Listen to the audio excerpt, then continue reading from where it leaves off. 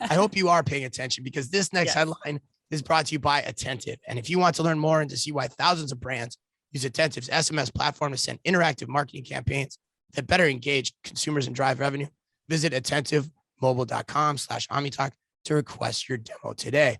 Okay, and headline number 2 is that Kohl's has been facing pressure from an activist investor to spin off its e-commerce business. According to the Wall Street Journal, in a letter to the Kohl's board this past Sunday, the New York-based hedge fund Edgin Capital LP, God, I love those hedge fund names, Yes. wants the retailer to examine the 2 alternatives to improve its lagging stock price.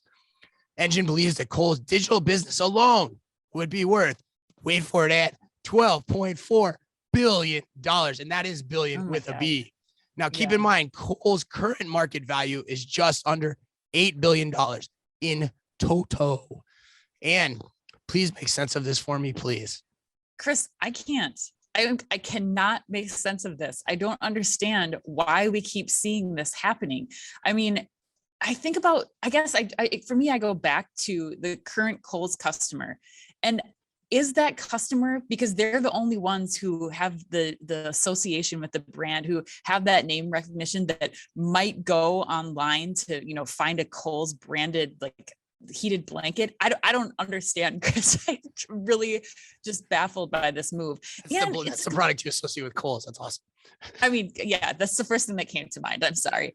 But it's like, this is an entirely new business model, and Kohl's is still trying to figure stuff out in physical stores. Like, how are you going to now spin this off, and how is it going to be worth more than Kohl's current market value? And who's going to buy it? Like, who's in this market other than that one company that was like buying up Pier 1 and all these other things? And where is that going? We haven't heard boo from those people in months. So I don't know, Chris. What do you? What do you do? No, I think it's funny that you brought up Pier 1, because I was thinking about that too. And like, I'm gonna be blunt here. Like, if this is such a great idea, and it's funny that Mickey Drexler came out yesterday. I don't know if you saw that, but Mickey Drexler came out, for those listening, and said like this makes no sense to him either. Right. Merchant prince. But if this is such a great idea, then why in the hell did places like Herberger's and Bonton all die off? Like, why didn't they just sell their e-com side of the business for far more than the value of the company? And you said Pier 1, or I'd even throw TRU into the mix. Look at the trouble TRU's had of standing up that brand in physical, and definitely the digital world. The digital world's harder than the physical world. So to tell me that there's more value in the digital side of this, it doesn't make sense to me in any way, shape, or form.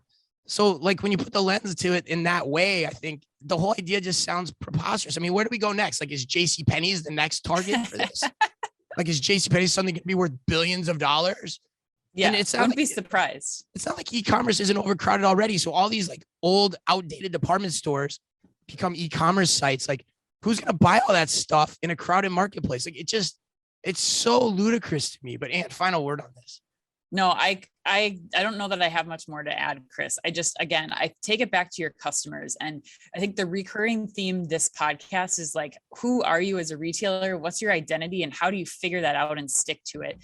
Because this is going online is not going to solve your problems, Kohl's. There's a lot of other things you have to look for, and your customer certainly is not going to follow you there. I just don't think that's possible.